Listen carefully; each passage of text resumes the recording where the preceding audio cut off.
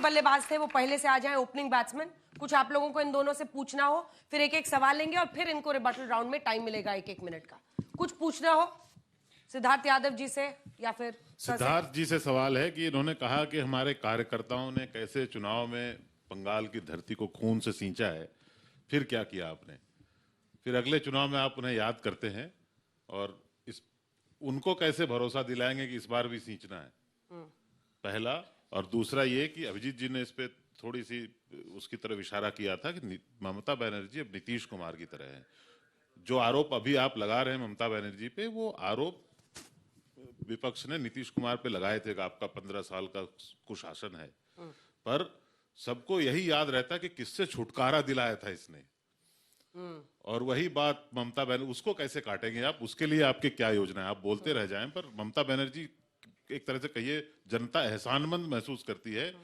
कितना खराब रहा होगा वामपंथियों का शासन, हम लोग छोटे थे तब। नहीं, मैंने यहाँ पूछा ऑडियंस से कि आप में से कितने बच्चों को वामपंथ का शासन वहां याद है? 2 बच्चों ने हाथ उठाया। किसने किसने हाथ उठाया? 2। और किसी को नहीं पता है। तो जो इसने भी ज्योति बसु से रिलेट किया।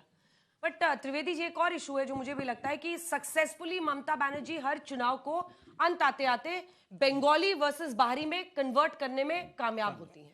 बिल्कुल ठीक जगह, क्योंकि उनका अपना कोई बड़ा नेता ही नहीं है बीजेपी का। ठीक जगह पहुंची है कि बंगाल में जो सब नेशनलिज्म है, अभी जो बात सिद्धार्थ जी भी कर रहे थे, तो बंगाल जीतेगा ये नारा ममता बनर्जी ने 15 साल पहले दिया था लेफ्ट पार्टीज के खिलाफ।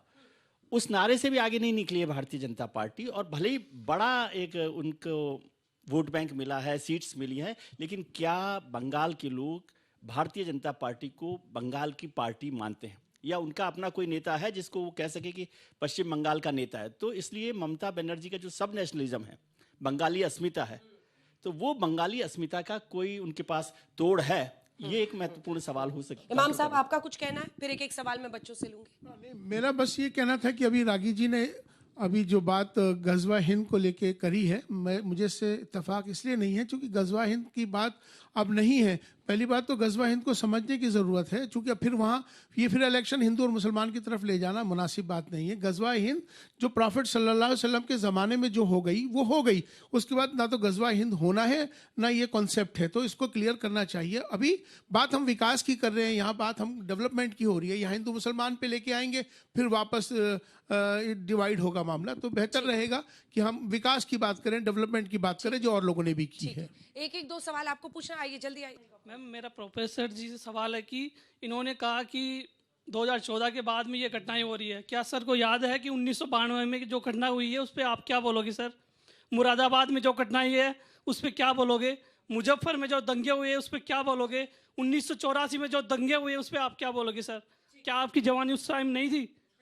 मेरा भाजपा से सवाल है वो ये है कि अगर हम पिछले लोकसभा चुनावों को देखें तो 42 में से 29 सीट टीएमसी लाती है और 12 केवल बीजेपी। और बीजेपी वहां अपनी सरकार बनाती है जहां मुख्य जो बीजेपी का प्रतिपक्ष है वो धीरे धीरे डाउन होता है। हम ये देख रहे हैं कि बीजेपी ने 77 सीट लाके विजय की है, लेकिन जो टीएमसी का ग्राफ है वो भी गिरा नहीं है। तो जो बीजेपी वोट ले पा रही है वो टीएमसी का नहीं बाकी दलों का ले पा रही है। तो ऐसे में बीजेपी सरकार कैसे बना पाए? वैलिड क्वेश्चन है, क्योंकि अपने दर्शकों को भी बता दें, जो बीजेपी 2011 में 0 सीटें लाई थी वो 77 पर तो पहुंची 21 में, लेकिन वहीं ममता बनर्जी 184 सीटें 11 में लाती हैं और फिर 215 पर पहुंच जाती हैं 21 में। तो उनका ग्राफ भी लगातार बढ़ रहा है। तो इन तमाम सवालों को जो छात्रों ने पूछा है और जजेस ने पूछा है, आपका रिबटल राउंड का 1 मिनट का समय मिस्टर यादव शुरू होता है अब। देखिए अंजना जी, पहला प्रश्न यह आया कि बंगाल को ममता बनर्जी बहुत खराब दौर से निकाल करके लाई। अगर बहुत खराब से खराब दौर आया तो क्या बंगाल अच्छे दौर की कामना नहीं कर सकता? क्या बंगाल उस दौर को नहीं सोच सकता? यह पहली बात है। दूसरी बात, एक प्रश्न यह पूछा गया कि हमने खून से वहां पे हमारे कार्यकर्ता मारे जा रहे हैं, सींचे जा रहे हैं, हम उनको सुरक्षा कैसे देंगे? वोट बैंक, वोट परसेंटेज की भी बात की जा रही है, बिल्कुल मारे जा रहे हैं। मुझे खुशी है इस बात की और मैं ताऊ का धन्यवाद करता हूं कि आज राष्ट्रीय मंचों पे इस बात को कहा तो जा रहा है। पॉलिटिकल मर्डर्स में नंबर 1 पे चलने वाले बंगाल को, वहां पर जहां की डेमोक्रेसी को बचाने के लिए शहादत देने वाले पॉलिटिकल कार्यकर्ताओं की शहादत को भुला दिए जाने का षड्यंत्र चल रहा हो, आज वो लोगों के बीच में है। निश्चित तौर पर हम अपने कार्यकर्ताओं के साथ खड़े हैं। हम 0% पे थे, हम 10% पे गए, आज हम 38% पर हैं। समय बहुत दूर नहीं है। लोकतंत्र में जनता जनार्दन सबसे बड़ी होती है और जनता जनार्दन ऐसे दौर को उखाड़ के बाहर फेंकेगी। पर हिंदू मुसलमान का जो बार बार आरोप हम पे लगाया जा रहा है, सांप्रदायिकता का बार बार आरोप जो हम पे लगाया जा रहा है, कहा जा रहा है कि विकास पर बात क्यों नहीं करी जा रही, बिल्कुल करिए। पीपीआरसी की रिपोर्ट है कि 97% इंडस्ट्रीज निकल करके चली गई है। मैं बस 10 सेकंड ले रहा हूं। 97% इंडस्ट्रीज निकल करके चली गई हैं। पर सांप्रदायिकता का आरोप तब लगाइएगा जब 2017 में रामनवमी के लिए कोर्ट जाना पड़ता है, मुहर्रम के लिए नहीं जाना पड़ता। कहा जाता है सांप्रदायिक समय समाप्त हुआ। जब कोर्ट को कहना पड़ता है कि आप जा सकते हैं। गुरुदेव कट हो जाएगा और जजेस मार्क्स भी काटेंगे। पुरोहित जी, आपका बोलने का समय शुरू होता है। एक सेकंड टाइमर लगा दूं, आपका 1 मिनट का समय शुरू होता है अब। देखिए, जिस तरह से अभी बात हो रही थी एसआईआर में वोट परसेंटेज कटने की, हमारे वोट मार्जिन कम थे, तो मैं आपको बता देता हूं कि मैं खुद जिस विधानसभा से आता हूं, 2021 के चुनाव में 1,97,000 वोटर थे उसमें, और करीब 95,000 से 1 लाख वोटर की पोलिंग हुई थी। टीएमसी का कैंडिडेट 12,000 वोट से जीता था।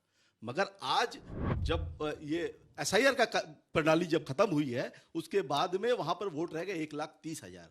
तो वो 1,30,000 में से 70,000 जो मर गए, उन सब वोटरों को आप गिन रहे हैं कि वो वोट बीजेपी में ही आ जाएंगे। ऐसा नहीं है, ये भूल जाइए। ममता बनर्जी जो जीतती है, 94-95 जो प्रकल्प है उनके नाम पर, जैसे लक्ष्मी भंडार का आपने विरोध किया। धर्म की बात करते हैं आप, जब जगन्नाथ धाम का मंदिर बना और उनका प्रसाद जब बांटा गया, आपके लीडर ऑफ अपोजिशन शुभेंदु अधिकारी उस प्रसाद को हराम कहते हैं। शर्म आनी चाहिए। ये दोहरा हिंदुत्व की बात करते हैं आप हिंदुत्व को बेच रहे हैं। आप धर्म के नाम की राजनीति करते हैं, धर्म को बेचते हैं, राम के नाम को बेचते हैं, जय जी राम जी जैसे सब लेके आते हैं। आप रविंद्रनाथ टैगोर और बंकिम चंद्र चट्टोपाध्याय उन लोगों की आपको नफरत बुराई करते हैं, उनकी बुराई करते हैं। आपके नेता राम को मुसलमान बता देते हैं, आप हिंदू मुसलमान की बात कर रहे हैं।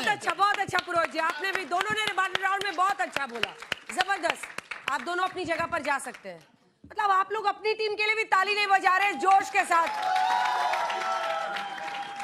मुझे यहाँ खड़े होकर ज्यादा जोर से बजाना पड़ रहा है सबके लिए तालियां। स्वयं प्रकाश जी ने आज पहली बार मैंने सुना मंच पर, टीएमसी के स्पोक्स पर्सन है, फिर भी कहा कि एसआईआर जो हो रहा है उसमें दोनों के कट रहे हैं।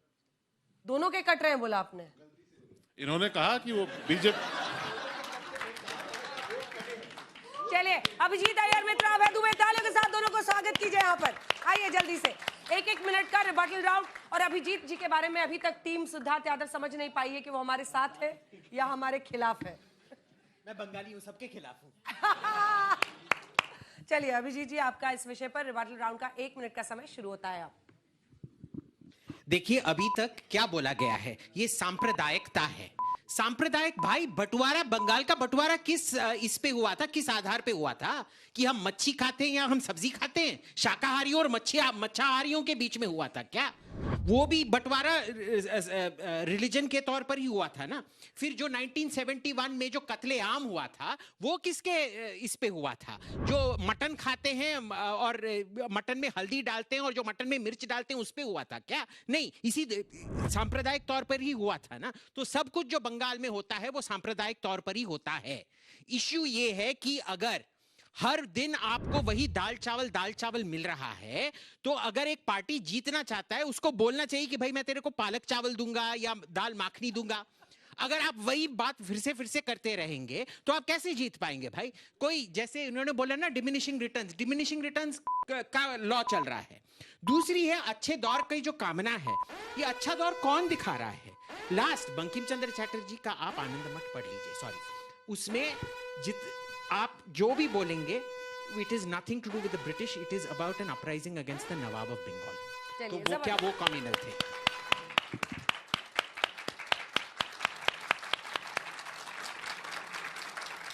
तुम्हारे ही पक्ष में बोल रहे थे। चलिए अभय दुबे जी, आपका इस विषय पर रिबेटल राउंड का 1 मिनट का समय शुरू होता है अब।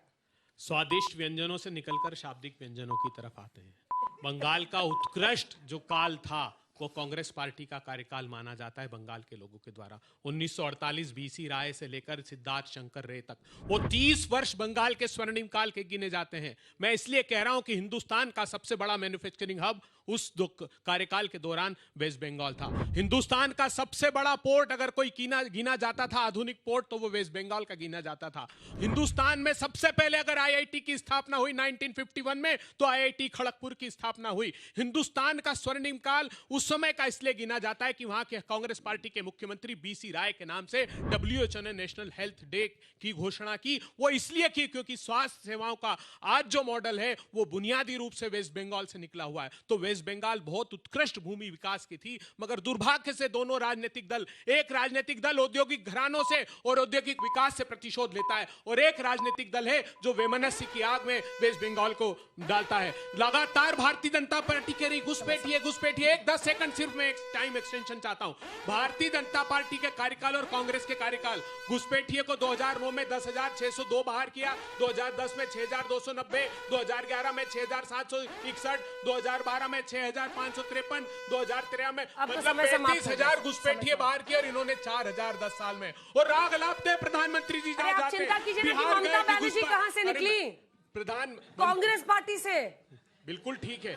आप इतिहास में डुबकी लगा रहे हैं, लेकिन ममता बनर्जी तो आप ही से निकली। अटल बिहारी वाजपेयी भी कांग्रेस के कार्यकर्ता थे, हेडगेवार भी कांग्रेस पार्टी के कार्यकर्ता थे, सेंट्रल नागपुर के कार्यकर्ता। सुन लीजिए, लेकिन जो बरतानिया हुकूमत के साथ गए उन्होंने संघ बना लिया। जो सांप्रदायिक उन्माद फैलाना चाहते थे वो जनसंघ और भारतीय जनता पार्टी में चले गए। फजलुल हक के साथ सरकार किसने बनाई? ये लोग आरोप लगा रहे हैं मुझ पर कि मैं आपको ज्यादा टाइम दे रही हूं। 1940 में पाकिस्तान का प्रस्ताव पड़ा, जो स्वर्ण काल था, सिद्धार्थ शंकर रे जी का जो अभी बोल रहे थे, वो इतना स्वर्ण था कि उसके बाद जब तक कांग्रेस ने अपना नाम नहीं बदला वो वापस ही नहीं पा पाए। इतना अच्छा स्वर्ग काल आपने सुना है? वो स्वर्ण काल नहीं था, स्वर्ग काल था। आप दोनों का बहुत बहुत धन्यवाद। तालियों के साथ अभिनंदन। दोनों मिडिल ऑर्डर में जबरदस्त बल्लेबाजी की है, बहुत अच्छा। अब आखिरी दोनों वक्ताओं को फिर से बुलाते हैं, प्रोफेसर संगीत रागी, प्रोफेसर अखिल स्वामी। मैं तो सोचती हूँ दोनों प्रोफेसर क्लास में पढ़ाते होंगे तो उस क्लास में बैठ के सुनना चाहिए कि इनकी विचारधारा भी हावी रहती है। ये तो वहां पे एकदम ही कर देते होंगे मामला। दोनों के लिए बोला मैंने। चलिए प्रोफेसर स्वामी, आपका रिबटल राउंड का 1 मिनट का समय शुरू होता है। देखिए, एक प्रश्न पूछा था छात्र ने और एक इच्छा व्यक्त की थी जज साहब ने। बच्चे ने जो प्रश्न पूछा कि सांप्रदायिकता, पुराने किस्से उन्होंने बताए। देखिए, बचपन में मैं बड़ा नटखट था, मेरी माँ बहुत मारती थी, बड़ी पिटाई की है उसने, हर तरह से पिटाई की है, और आज उस माँ को मैं मिस करता हूँ। देखिए, मेरे को याद आते हैं वो अशफाकुल्ला खां जो फांसी पे चढ़ गए थे, और राम प्रसाद बिस्मिल जो दोस्त थे। मुझे अब्दुल हमीद याद आते हैं, मुझे बिस्मिल्लाह खां याद आते हैं, मुझे अच्छे मुसलमान और हिंदू याद, खराब हिंदू याद नहीं आते। मुझे ललित मोदी, नीरव मोदी, मेहुल चोकसी याद नहीं आते। वो राष्ट्र विरोधी लोग हैं, पहली बात। दूसरी बात, विकास की बात। देखिए, फाइनेंस का प्रोफेसर हूं, फाइनेंस जो बच्चे पढ़ते होंगे वो बताएंगे। अगर आपके घर की इनकम 1 लाख रुपए है और आपने कोई लोन नहीं लिया है, आपकी एक अर्थव्यवस्था है। अगर आपकी इनकम 1 लाख ही रहे और लोन आपके 5 करोड़ के हो जाए, आपका घर डेट ट्रैप में आ जाएगा। हमारे पिछले 11 साल के अंदर डेट्स बढ़ गए हैं 5 गुने और जीडीपी कम हो गया है। हम डेट ट्रैप में हैं और रुपए का कमजोर होने का मतलब हम बुरी अवस्था में हैं, और लोग करोड़ों रुपए खर्च कर रहे हैं, अनाप शनाप खर्च कर रहे हैं, विदेश यात्रा में खर्च कर रहे हैं एक राष्ट्रीय सेठ के लिए। आपका प्रोफेसर साहब 1 मिनट का समय शुरू होता है अब। ऑफ द रिकॉर्ड कुछ बोल दूं? नहीं, ऑफ द रिकॉर्ड क्यों बोलिएगा? समय से आपके सामने जाएगा। टाइम लग गया, टाइमर लग गया आपका। वैसे ही 10 सेकंड कम है। काट दीजिए फिर। अब काटिए, क्या होता है? नहीं जा रहा है टाइम, बोलिए। आप देते हैं बच्चों को एक्स्ट्रा टाइम लिखने के लिए पेपर? नहीं देते ना। 45 सेकंड बोलिए। 40। देखिए मौलाना साहब ने कहा कि गजवाए हिंद नहीं है। मैं उनसे बहुत ईमानदारी से कहता हूं, या तो वो भूलें या हमें वो मूर्ख समझ रहे हैं। इस देश का मुसलमान के नाम पर वोट करता है, उसको ना डेमोक्रेसी से लेना है, उसको ना डेवलपमेंट से लेना है।